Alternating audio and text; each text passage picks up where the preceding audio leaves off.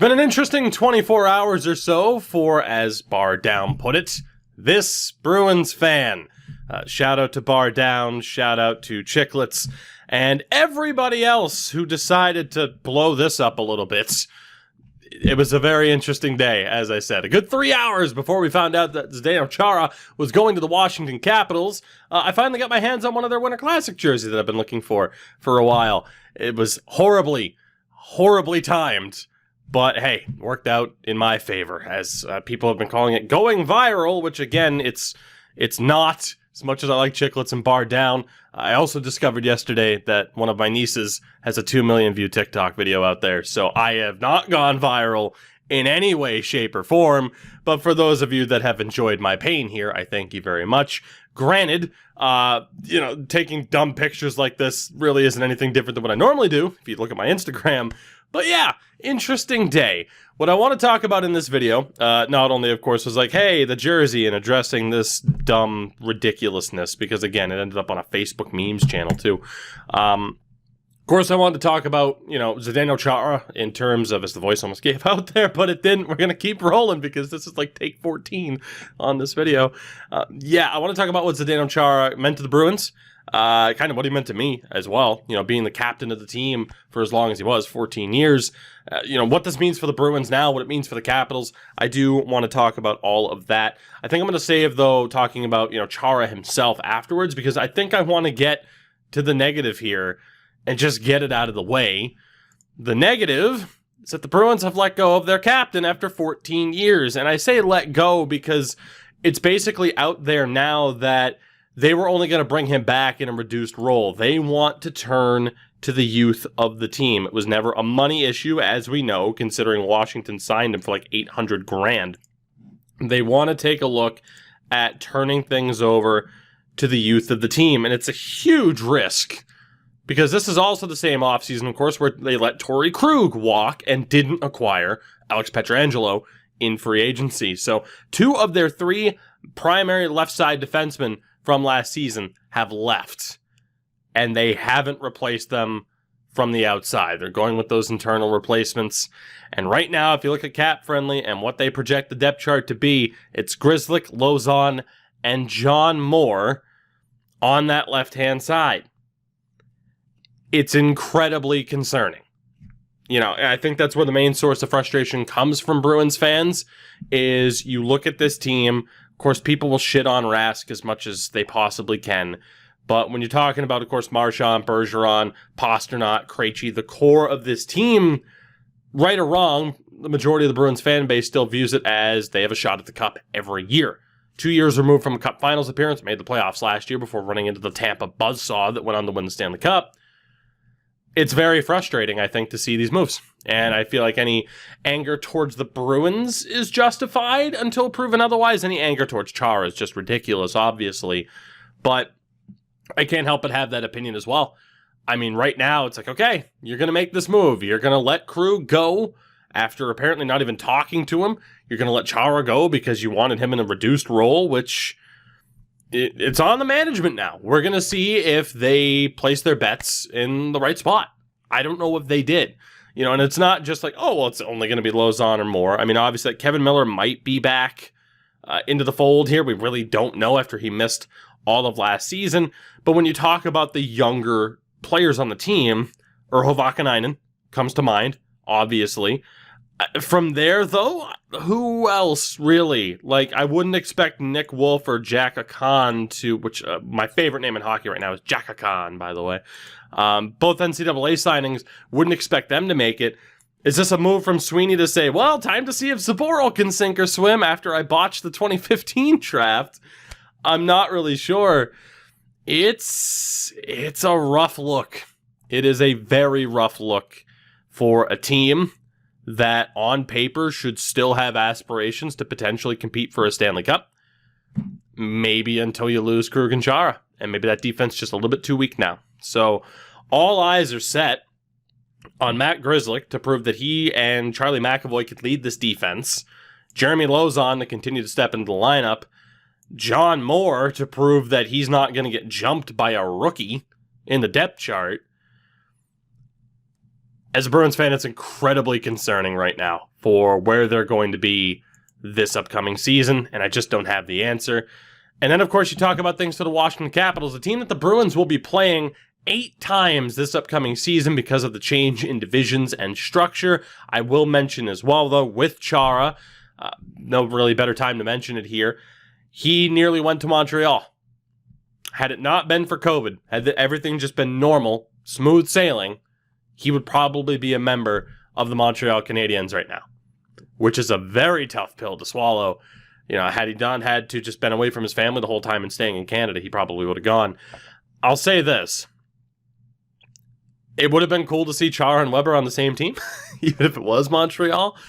But as much as it hurts, you know, to see the captain of your favorite team for 14 years not retire and go to a different team, kind of Tom Brady-esque, I suppose. You know, it doesn't hurt as much because of that, I think. I guess it could have been worse.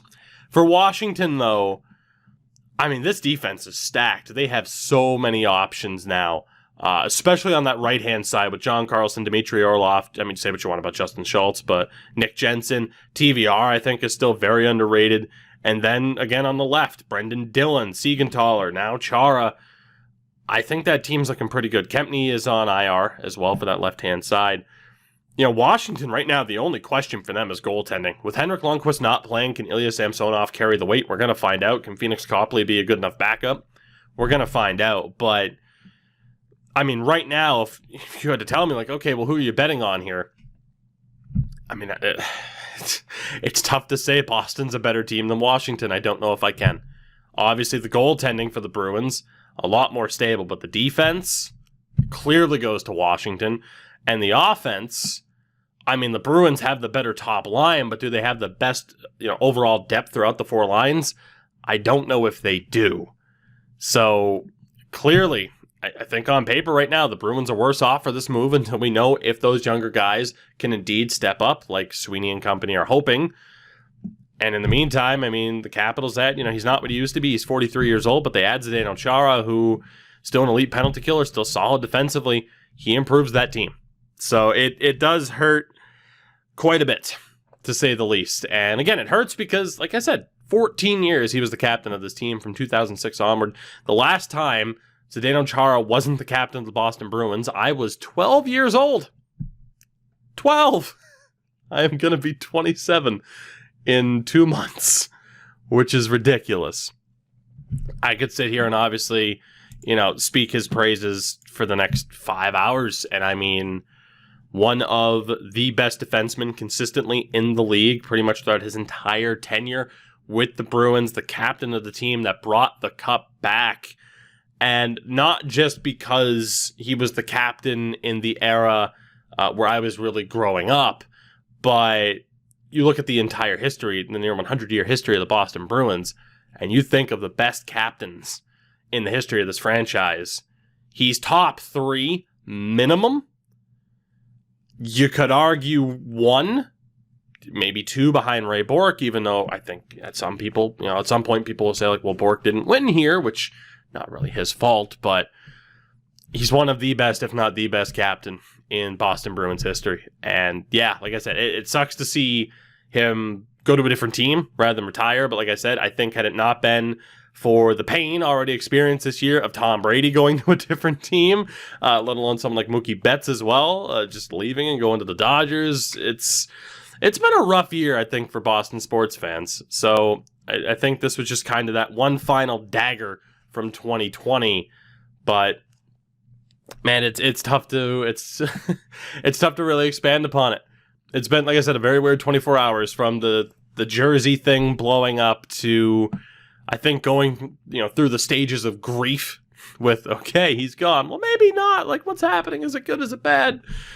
At the end of the day, you can look at it and say, okay, hilarity, internet memes with the jersey and stuff, and yeah, it's kind of cool that a dumb image gets picked up by like Chicklets and Bar Down. That's pretty fun.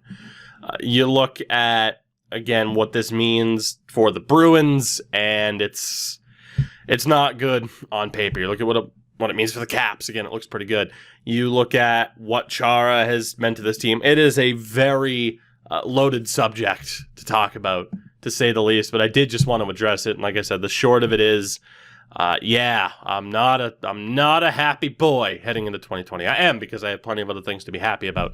But yeah, in this regard, I'm a little bit more worried for this season than I would have been otherwise. Of course, we will be talking about everything going on in the hockey world. Of course, training camp starting up very, very soon. World Juniors going on right now as well. I do want to make a video talking about all of this. Like I said, I kind of like the idea, and I started it last week, of just doing a video, if I don't get to talk about something like this in depth, just doing like a last week recap for the hockey world. So you will hear me talk about the World Juniors this weekend.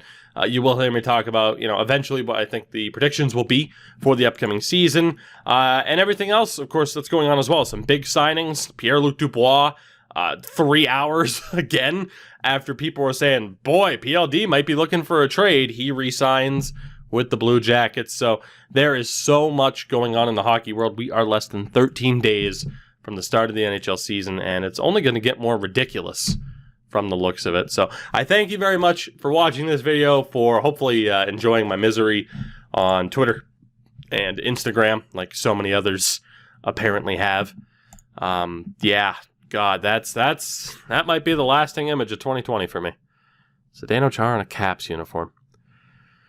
Whew, and for the record, this jersey's going nowhere. I don't regret it. I don't know why some people are like, oh, you got a jersey that's out of date now. You return it. It's like, return it. Do you not know that there's a whole market of vintage jerseys? It's like my second Chara jersey, my 10th Bruins jersey. Anyway, again, we could sit here and rant and ramble. Going up alongside this video should be another franchise mode episode on NHL 21. New series might be starting up on that side of things very, very soon as well. Very excited for the beginning of 2021, and I thank all of you for sticking with me here through 2020. It has been an interesting year, to say the least. I will see you all next time. Until then, have a good one. Take it easy. Stay safe on this New Year's Eve.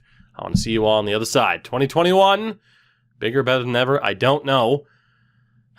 I mean, bigger, better than ever, I guess, for the Caps, because Chara's big.